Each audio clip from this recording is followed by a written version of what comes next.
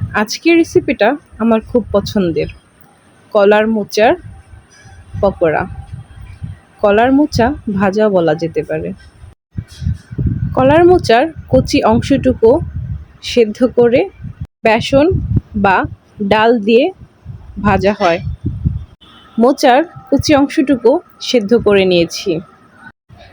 এরপর ডাল বাটা এবং চালের গুঁড়ো দিয়ে এটাকে ভাজবো।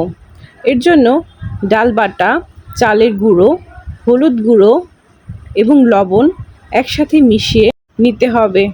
এরপর সিদ্ধ করা মোচাগুলো ডালের মিশ্রণে ভালোভাবে মাখিয়ে ডুবো তেলে ভাজতে হবে। চুলার আঁচটা অল্প করে নিতে হবে, কারণ অল্প আঁচে ভাজলে ভাজাগুলো মচমচা হবে এবং বেশিক্ষণ মচমচাও থাকবে। সবগুলো মোচা আমি আস্তে আস্তে ভেজে নেব।